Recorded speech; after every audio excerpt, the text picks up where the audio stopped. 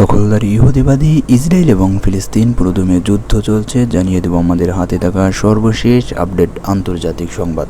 প্রথমে জানিয়ে দিব গাজায় হামাসের হামলায় 5 ইসরায়েলি সেনা নিহত। এরপর জানিয়ে দিব এবার নিজের প্রতিরক্ষা মন্ত্রীর সমালোচনার মুখে নেতানিয়াহু। আরও জানিয়ে দিব হজ যাত্রী নিয়ে উড়াল দিতেই বিমানের ইঞ্জিনে আগুন। এরপর জানিয়ে দিব রাষ্ট্রীয় সফরে চীন পৌঁছেছেন পুতিন। সর্বশেষ জানিয়ে দিব ফের রাশিয়ার উপনিবেশে পরিণত হবে না পোল্যান্ড। শুনছিলেন সংবাদ শিরোনাম, এখন বিস্তারিত।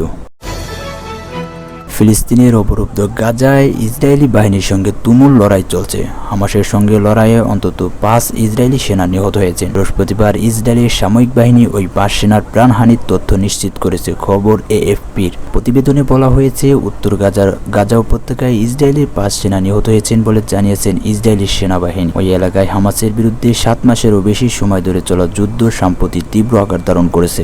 ইসরায়েলের সামরিক বাহিনী এক বিবৃতিতে বলেছে, বুধবার হামাস সদস্যদের সঙ্গে লড়াইয়ের সময় ওই 5 সেনা নিহত হয়েছেন। তবে কী কারণে তারা মারা গেছেন সে বিষয়ে বিস্তারিত কোনো তথ্য জানায়নি ইসরায়েলি সেনাবাহিনী। গত বছরের 7 অক্টোবর ইসরায়েলের উত্তরাঞ্চলে ঢুকে 1200 জনের বেশি মানুষকে হত্যা করেন গাজার ক্ষমতাসীন গোষ্ঠী হামাসের সদস্যরা।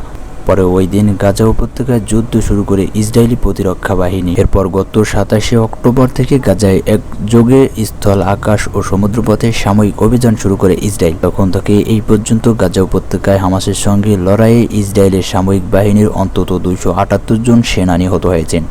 গত কয়েকদিন ধরে গাজার উত্তরাঞ্চলে হামাসের সদস্যদের সঙ্গে ইসরায়েলি বাহিনীর লড়াই ব্যাপক তীব্র।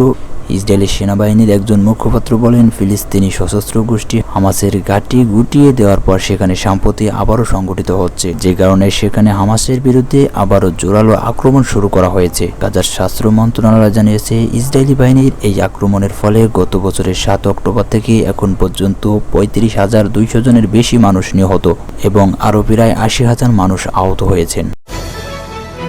যুদ্ধোত্তর পরবর্তী গাজা নিয়ে পরিকল্পনা করতে ব্যর্থ হওয়ায় ইসরায়েলের প্রধানমন্ত্রী বেনিয়ামিন নেতানিয়াহুর প্রতি প্রকাশ্যে ক্ষোভ প্রকাশ করেছেন দেশটির প্রতিরক্ষা মন্ত্রী ইয়োব গ্ল্যান্ট। যদিও যুদ্ধকালীন মন্ত্রী পরিষদের মধ্যে গাজায় ইসরায়েলি হামলার বিষয়ে সাময়িক দিক নির্দেশনা নিয়ে দ্বিধাভক্তির একটি গুঞ্জন শোনা যায়।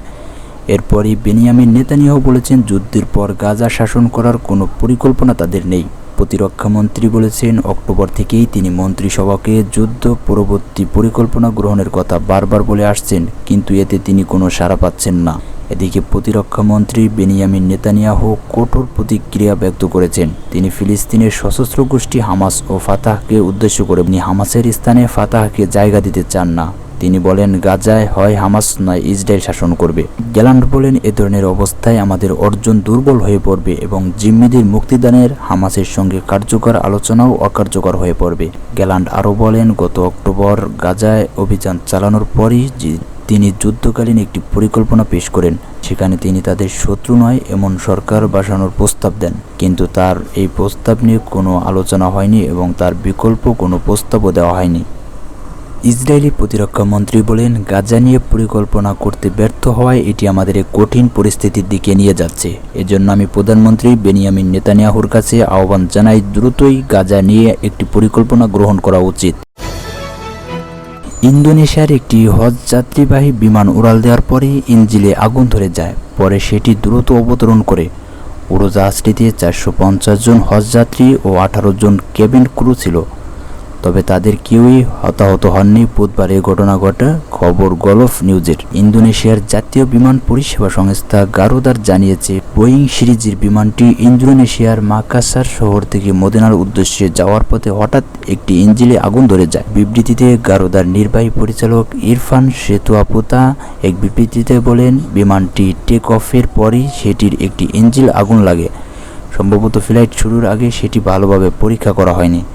আগুন দেখতে পাওয়া মাত্র পাইলট তাৎক্ষণিকভাবে বিমান অবতরণের সিদ্ধান্ত নেন।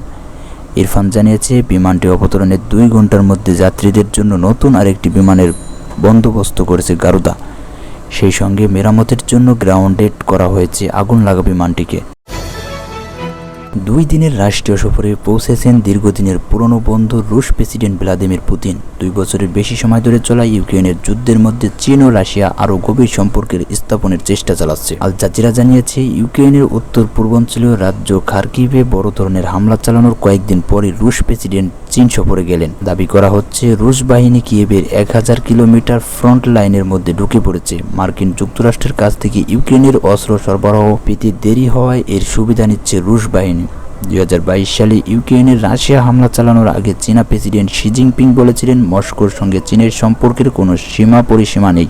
এরপর 2023 সালের মার্চে মস্কো সফরে যান শি জিনপিং। ওই সময় তিনি বলেছিলেন, রাশিয়া ও চীনের সম্পর্ক নতুন এক অধ্যায়ে প্রবেশ করছে। সর্বশেষ গত অক্টোবর রুশ প্রেসিডেন্ট চীন সফর করেন।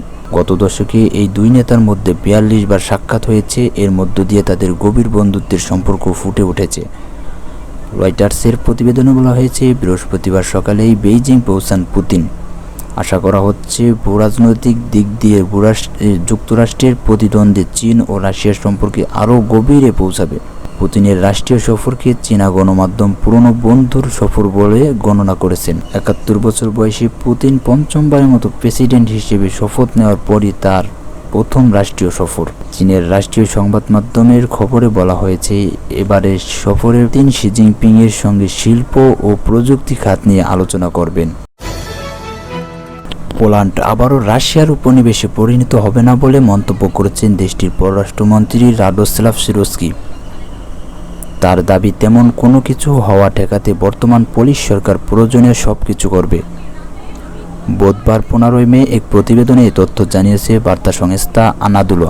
প্রতিবেদনে বলা হয়েছে, পোল্যান্ডের পররাষ্ট্র বিষয়ক মন্ত্রী বুধবার বলেছেন, তার সরকার পোল্যান্ডকে পুনরায় রাশিয়ান উপনিবেশে পরিণত হওয়া থেকে প্রতিরোধ করতে প্রয়োজনীয় সবকিছু করবে। পোল্যান্ডের পশ্চিমাঞ্চলে পজনানে কংগ্রেসের রাডোস্লাভ সিরস্কি বলেন, আমাদের পোল্যান্ডে একটি কথা আছে, প্রতিটি দেশের একটি সেনাবাহিনী থাকে, হয় সেটি তার নিজস্ব বা অন্য কারো। তবে দীর্ঘমেয়াদী এটি আপনার নিজের ভালো থাকা। টানা 2 বছরেরও বেশি সময় ধরে ইউক্রেনের সাময়িক আগ্রাসন চালাচ্ছে রাশিয়া। আর এই সংঘাতে ইউক্রেনের সবচেয়ে ঘনিষ্ঠ মিত্রদের মধ্যে অন্যতম দেশ হচ্ছে পোল্যান্ড। দেশটি 19 শতকে রাশিয়ার কাছ থেকে বিভক্তি হয়। তবে 1989 সালে শেষ হওয়া কমিউনিস্ট যুগে দেশটির উপর সোভিয়েত ইউনিয়নের আধিপত্য ছিল। ইউক্রেনের বিরুদ্ধে রাশিয়া যে যুদ্ধ চালাচ্ছে সে প্রসঙ্গে সিরস্কি বলেন, ইউক্রেনের প্রেসিডেন্ট ভ্লাদিমির জেলেনস্কির দেশ পোল্যান্ডের মতো হতে চায়। তিনি বলেন, তারা একটি পশ্চিমা গণতান্ত্রিক ও অর্থনৈতিকভাবে মুক্ত দেশ হতে চায় এবং আমাদের কেবল এই বিষয়ে সাহায্য করতে হবে। ইউক্রেনের বিরুদ্ধে রাশিয়া যে যুদ্ধ চালাচ্ছে সে প্রসঙ্গে সিরস্কি বলেন, ইউক্রেনের প্রেসিডেন্ট ভ্লাদিমির জেলেনস্কির দেশ পোল্যান্ডের মতো হতে চায়। তিনি বলেন, তারা একটি পশ্চিমা গণতান্ত্রিক ও অর্থনৈতিকভাবে মুক্ত দেশ হতে চায় এবং আমাদের কেবল এই বিষয়ে সাহায্য করতে হবে।